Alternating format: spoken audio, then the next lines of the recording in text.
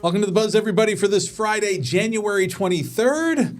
I'm Ryan Peterson. Hey, back with us this week by huge popular demand. The number of phone calls, email, even text messages I have received to bring back Paul Amirault is unbelievable. Paul's back. Hey, Paul. Hello. How you doing? I'm doing well, man. How are you? I'm doing all right. Thanks for coming back in. Thanks for having me. It's a pleasure. Appreciate it. For those that aren't familiar, if you're watching us here on WTEN Plus, Paul's one of our directors. He's always in my ear in the morning telling me what to do. Yes, I am. And he appreciates a lot, as you can tell by that face.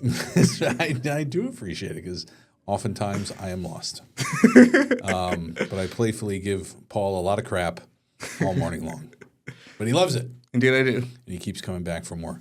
How's your winter been so far, dude? Are you like a winter sports kind of guy? Do you mind the cold? Are you all right with it? I love the cold. I love the cold. I go skiing quite a bit. I've been to Gore a few times. Been to Whiteface already.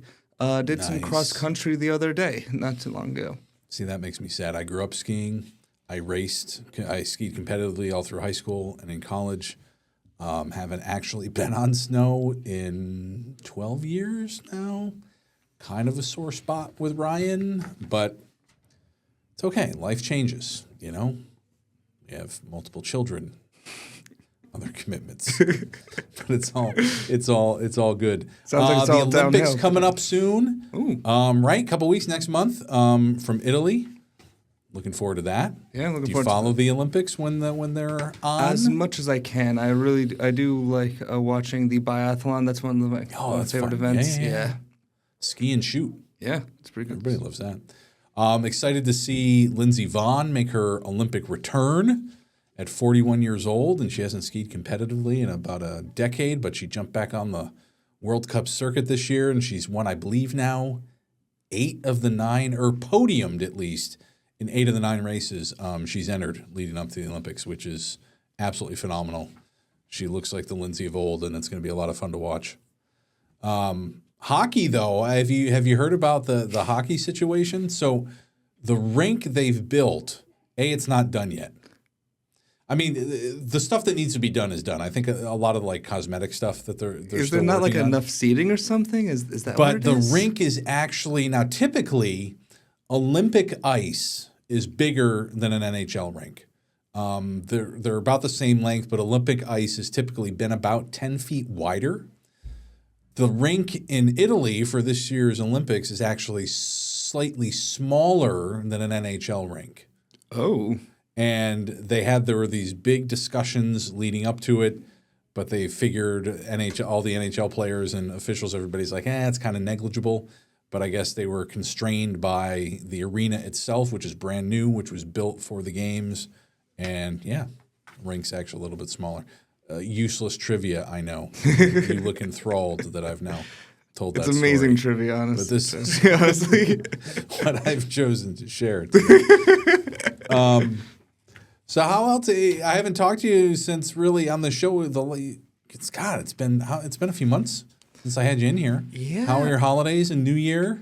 New Year's was good. Had worked the new year, so had to be in bed pretty early, 7 o'clock bedtime. I know. Holidays were pretty good though. Went skiing on Christmas, which always fun to do that. I expected a decent crowd of people, but there was no one on the mountain basically, which is awesome. Yeah.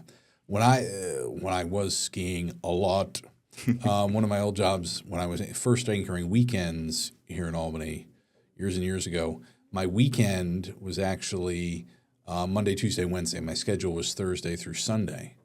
And so I, go skiing midweek. Nobody out there. Nobody on a Wednesday at lifts open Wednesday morning. Had the hill to yourself. Beautiful. First tracks every trail, basically. Those were the days. Oh. But they are long gone. Cheer me up, Paul. I'll try my best to. What did we have this morning? Oh, we didn't take it live. We have in the past, but it's always been tricky. The Oscar announcements. Oh, yeah, the noms happened today. Sinners. Have you seen that? I have not seen Sinners, but I did see that it is like in the lead for the most amount of Records? Yes, for most nominated film ever in the history of the Oscars with 16 nominations. That's a number, 16. Yeah, it's impressive. I see it in my queue every time I log on to my HBO Max account. It's there. I really wanted to see that in theaters, but I will get to it at some point. My children are like, we want to watch Sinners. I'm like, you are not watching Sinners. They are not watching Sinners. No. I might. Well, Olivia is about to be 14. Olivia, maybe, I don't know. I have to watch it first. Yeah, but probably. Definitely not. Reese, my youngest, she's going to be. I want to watch Sinners. I said, you're not watching Sinners. No.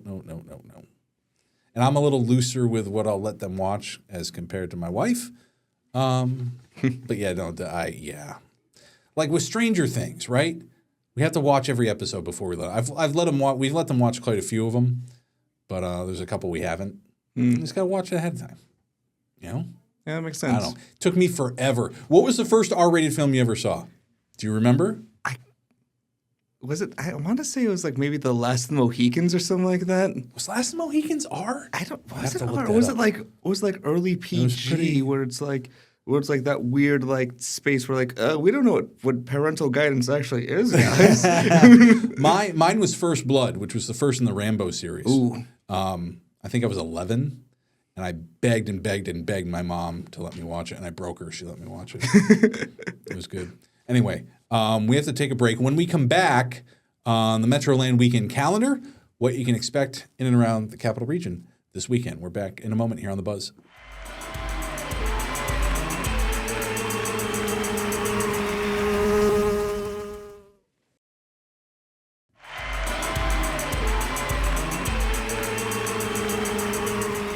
Welcome back to The Buzz. Ryan and Paul with you here this week for Friday, January 23rd. All right, if you're looking for stuff to do this weekend, what else did we talk about in the news? Oh, ice bars. Those are popping up all over the place. Time of year for that. Although this weekend we're supposed to be in like below zero temp, so maybe not a good weekend to go out and check out the ice bars unless you're a real hardy person. Those ice bars got like some like those ice bars got like some like a chowder like a bar or whatever. Right? Something, which, yeah. Well, there's the big and they do that. kind of like a festival up at the Sagamore up there on Lake George. But the Mill, you ever been to the Mill in Round Lake? They do a great ice bar every year in their little outdoor space. That's definitely worth checking out. Okay, but the first item I have here on our Metroland Weekend calendar this week. Let me make sure I'm hitting the right button. Finals Girls. I love the cover art for this here. This is a theater, interactive theater, an 80s sleepover murder mystery, as they're billing it. This is at the Shoe Leather Express. This is in Gloversville. I believe the location is an old church, Paul, that they've kind of turned into an arts kind of place. This is being put on by Trust Your Gut Productions. Takes you back, that says, to the energetic 80s with this preteen sleepover murder mystery. Ooh. I honestly, Trust Your Gut. What an amazing company name for something like this, especially as a murder mystery. Highly comedic, highly irreverent comedy murder mystery that will have you guessing who done it all night long. So there you go. But I found there was an interesting, they had something on here, not really recommended for kids or something like that. or like had a big warning there. But yeah, Finals Girls, Shoe Leather Express. And it actually runs, it opens tonight. I think it actually runs through, the end of the month. Ooh. So that's something interesting to check out. Up next here on my board tweaked down on me. The New York Cat Film Festival. Very excited for this. Very excited for this. At Proctor's. This actually opens tomorrow night, Saturday the 24th. It is the 8th annual. Look at that. Now, I'm not a big cat guy, but that's a cute-looking cat. That was a cute little cat right there. He's under the blanket. It's a collection of short films exploring the mystique of the fascinating felines who share our lives. This actually travels, from what I gather. It's at a bunch of different locations, but it is at Proctor's on Saturday. The website was acting up on me earlier. I don't know how much tickets are because it wasn't letting me in. But anyway, if cats are your thing, check out the Cat Festival, Film Festival. Do you like cats? Do you own cats? Do you own any pets? I have 2 dogs and a cat, and yeah. I grew up. We always wanted my parents to get a dog. We never got a dog. We ended up taking a cat from a friend of mine whose father. They moved to Canada for a few years. His father was an executive with GE, and they weren't able to take the cat over the border for whatever reason. So we took their cat. Its name was Snagglepuss. I was in junior high. They had Snag. They had a really big piece of property, and they really just had Snag for like mouse control. Snag lived in the basement, wasn't really allowed in the house. And my mom said she was going to do the same thing when we took the cat. But of course, within a month, the cat was in the house. The cat had its own lambskin rug, and it got fat and spoiled. That's my cat story. I have a dog now. Nice. The kids love that. Also, Run Rabbit Run at the Cahoes Music Hall. They've been drawing some. This is a Pink Floyd tribute band. Cahoes Music Hall has been drawing some really cool acts week after week. I say that, but it's totally true. They're advertising it as experience Pink Floyd's full albums, masterpieces lovingly recreated by Run Rabbit Run. Veteran artists from the Capital Region paying tribute all across Pink Floyd's discography. Cool. Yeah, really cool. Sounds like a good time. So that is also tomorrow, the 24th, 7:30 at the Cahoes Music Hall, which is a wonderful venue to catch an act. They do theater there sometimes, musical. Have you ever been to Cahoes Music Hall? I think I Troy have. Sammy's Big Music Hall too. A couple of the older venues. They're really, really cool spots to catch live music. So no, maybe. Yes. I think I have. I'm not entirely positive. I don't know. There's a lot of music venues around the Capital Region. I'm not real positive indeed. Well, those are 3 good options for you this weekend, and of course, there's always live acts happening at some of the bars and around town. And too, check out Metroland's event calendar at metrolandnow.com, and you can find all the stuff there. These are just 3 things I chose to highlight this week. When we come back, we'll take a look ahead till next week. So yeah, thanks for watching The Buzz. We'll be back after this break.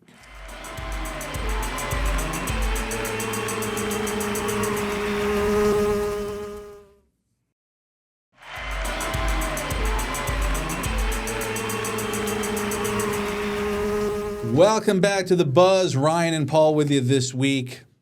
Paul's been a real dynamic conversationalist this week. I feel like I've been carrying the whole thing, but that's okay. Here's my show, Joe. Looking ahead now for things to do next weekend here in the Capital Region. The weekend of it's the last weekend of the month. How about that? Oh. So what do we have first? Clip 4 I'm looking for. Make sure I hit the right button. Here we go. Comedy After Dark with David Drake. This is up in Glens Falls at the Park Theater, right there on Park Street in Glens Falls. Doors at 7. Show starts at 8 o'clock. It's an 18 and up event. David Drake. Excuse me, David, if you're watching. I didn't mean to call you David Clark. Do we think he's watching? No. But he's this guy's been around. Hold on, where's his? He has been on Comedy Central, HBO, SiriusXM, Cracked, Fox. He was named one of Complex Magazine's Comics to Watch Under 30. Although he's now 38, so that was 2 years ago. One of New York Comedy Festival's Comics to Watch. Not specifying any age boundaries there. But yeah, this guy's been on the circuit for a while. You a comedy fan? Oh, I like some specials as well. Like I actually in middle school I did a stand-up special for like a talent show. You did? I did, yeah. You did stand-up? I did one point. I did for like I think it was my act was called like Laws of Paul or something like that. I love it. I would never have the guts to go up on stage and do stand-up. I've got a good friend who I was page with at NBC years ago. Shout out to my guy Tom Kelly. He was the warm-up comedian for The View and for a lot of the live stuff in Good Morning America for years. Very, very funny man. Follow him on social media at Tom Kelly Show across all platforms. Very funny dude. But yeah, that's up at Glens Falls Friday, the 30th. Also, opening on the 30th, We need clip number 5 here, Ryan. Right button. Here we go. Hey. This play called Lifespan of a Fact. This is at Cohoes Music Hall. It's opening January 30th, and it runs through February 8th. What is this about, you say? Let's find out together, Paul.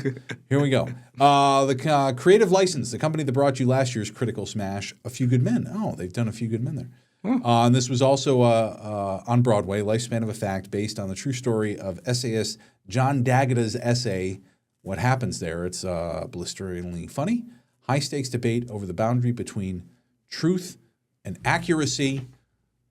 Sounds pretty relevant to our career. So there you go. Production features dynamic cast of Capital Region talent. About a fresh out of Harvard fact checker for a prominent but sinking highbrow magazine. His first assignment, fact check a groundbreaking essay by the legendary writer John D'Agata. So there you go. Huh. Running at Cohoes Music Hall January 30th through February 8th. So if that's kind of your thing, go check it out. Like I said, Cohoes Music Hall, killing it lately. A lot of great live music and theater, clearly, too. If jazz is more your thing, the Skidmore Jazz faculty is putting on their own concert right there on campus. This is, again, Friday night, January 30th, 7 o'clock. Doors are at 6:30. All ages welcome. The best part about this, it's free. Ooh. But yeah, the Skidmore Department of Music, their jazz faculty. So put it on. How about that? You jazz? I'm not a big jazz guy. Jazz to me is like it's a very good genre of music. I do like it. Sure. La La Land loved that. However, I don't even think that was a good quote unquote representation of like what jazz is. Maybe it's good at representing like what it could be as well. But again, jazz is like very big like improvisational art. I've been to my first real exposure to it was the few years I lived in New York City and went to a couple of like actual jazz clubs, and it is amazing. There are people that really, really love it, and there are people, I don't know, I think you either really love it or you don't really care all that much for it. I don't know if there's a real strong middle ground there with jazz. It definitely doesn't feel like there's a very strong middle ground. Like there definitely is people in them. There definitely are people in the middle, definitely, but they're not like right. It's not like, oh, I'm a casual listener of this genre. It's like no, like. And then you have sometimes they'll have a person that's vocalizing and kind of that what they call that scatting kind of along with the music. It's always kind of interesting too. Yeah. But again, wasn't really my thing. But if it's your thing, check out the Skidmore Jazz faculty at their free concert on Friday night, January 30th. Right there on campus. And like I said, it's free. We're going to take another quick break. When we come back, this is always one of my fun favorite things each week. A lot of my guests haven't heard of many of these things. So we'll see. Paul and I are very different vintages. But I once said Paul has an old soul. So we'll see what he knows here. This day in pop culture history. You're watching The Buzz here on WTEN Plus. We're back after this.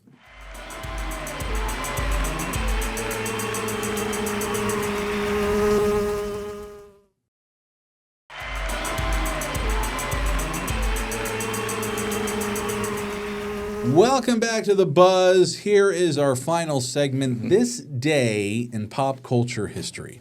January 23rd. Are we ready? Ready? Movies that premiered on this day. And up first, now, I like movies. You like movies, right? I like movies, yeah. I like movies a lot. And I'm almost embarrassed to say I've never seen this. But on January 23rd, 1943, Casablanca premiered. Ooh. Classic, which always is like at the top of the list of like the AFI list, any film institute. It's always up there, right? I have actually never seen it. Have you seen Casablanca? I don't think I've seen Casablanca either. Okay, so 43. It's Ingrid Bergman, Humphrey Bogart, of course, set during World War II. And Bogey's got to choose between his love, the woman, or helping her husband. And there's Nazis involved and, that whole bit. It's like old chestnut. That old chestnut. Yeah, crazy little chestnut there. Yeah, it's definitely like on the same list as like Citizen Kane, but I haven't seen that one either. Now, Citizen Kane, I've seen like bits and pieces of. That's another one I haven't sat through the whole thing, which I should do. We should all do. We should all do, because yeah, these are the probably. classics. Also on this day, January 23rd, in 2004, this Ashton Kutcher flick, The Butterfly Effect. You ever seen this one? Was he like a time jumper in this one too? Yeah, well, it's big. See, I had to look it up again because I was trying to, like, the butterfly effect is like an actual, like, theory, right? Ashton Kutcher plays a guy who experiences blackouts and memory loss, but finds out he can travel back in time, inhabit his former self during those periods of blackouts. Interesting. He's now, his adult mind is inhabiting his younger body, attempts to change the present by changing his past behaviors, setting things right for himself and his friends, but has unintended consequences, of course. Of course. Anyway, so that's the whole thing, like the wings of a butterfly and the flutter, like the theory that small changes can lead to greater effects. But yeah, because see, Paul knows. This is what I'm saying. That's why you're here. And our third and final film that debuted on January 23rd, this time in 2009, Inkheart, fantasy adventure, starring, is that Brendan Fraser? Looks like Brendan Fraser. Yes, Brendan Fraser. And Paul Bettany. What was this about? I don't remember.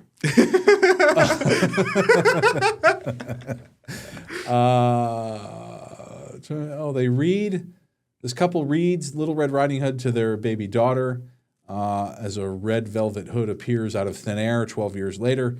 The wife visits an old bookshop in Europe with her dad, unaware that he is secretly looking for a copy of the book Inkheart. So apparently you read this book, things come to life out of the book as you read it, apparently. It's kind of fun. So sounds pretty fun. Inkheart. Television, January 23rd, 1983, the A-Team debuted.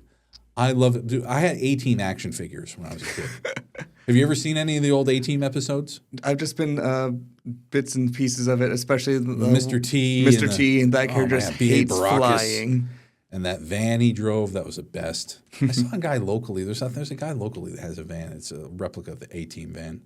It's pretty cool. And then they did the movie. When did they do that movie with Bradley Cooper? Did you see that one? I saw that one. That wasn't that long ago, right? It was like 2010. Yep. I was about thinking like 2009. Yeah. Bradley Cooper. Oh, yeah. Sharlto Copley, too. He's good. That's South African actor. And, of course, Liam Neeson. Anyway. But also television on this day, January 23rd, 2003, Mythbusters. Love Mythbusters. Right? They got to bring that back. Because they stopped making new ones, didn't they? I think a while ago. Yeah, they stopped making Mythbusters. I don't know when they stopped, but I know they made like White Rabbit or something, which is like a Mythbusters. Adam and what was the other guy's name? Adam Savage and Darn it. The guy that always wore the beret. Jamie, I must say was his Jamie name? Heineman. Heineman, yeah, Jamie Heineman, yeah. And then they had those people that were with him, and they had the one guy who had worked on all the robotics for like R2-D2 and some of the newer Star Wars movies, and he died, unfortunately, a few years ago. Anyway, didn't mean to bring that up. Sorry. Birthdays this week. Born on January 23rd, 1964, the wonderful Mariska Hargitay, who's been on NBC's Law & Order SVU since the show started. That is a long career. Huge fan. Of course, she is. She's been around since before that, but yeah, she is. She's played. Oh my God! Why can't I remember the? Isn't that awful? Olivia Benson, character's name. Anyway, she's wonderful. And her mother, beautiful actress, Jane Mansfield. A lot of people don't know that. Look Jane Mansfield up. Her father was Mickey Hargitay, who was a boxer, I believe. Wasn't he a boxer? Oh, bodybuilder. Anyway. Right. And also born on this day in 1974, a little bit closer to my age, Tiffany Thiessen. Tiffany, back in the day, she used to go as Tiffany Amber Thiessen. She dropped the Amber. But she, of course, was Kelly Kapowski on Saved by the Bell. Oh. You ever watch Saved by the Bell? I know that was a little bit before your time, but... Once again, I think I've seen like an episode of Saved by the Bell. She was Kelly on Saved by the Bell. Is that with the principal? No, that's boy or something. I'm not just a principal. I'm your principal. Or is that not Saved by the Bell? That's That's Well, there was Boy what's Meets his name? World. Who was it? Mr. Belding. Mr. Belding was the principal on Saved by the Bell. He ruined the day for everybody all the time. Anyway, Well, don't most principals in old TV comedies. Paul, thanks for coming in. Thanks for having me. Nice to have you here once again. Hey, if you're watching us, you know where to find us, so thank you. But remind your friends, WTN Plus is free if you use Roku, Apple TV, or Amazon Fire TV. Any of those platforms, go into the App Store on either one of them. You can find WTN Plus, download it to your television for free. You can watch all our newscasts, plus all this fun, unique content that we've been producing for it. So here's where I say until next week, this is The Buzz. Paul, we'll catch you later. Goodbye.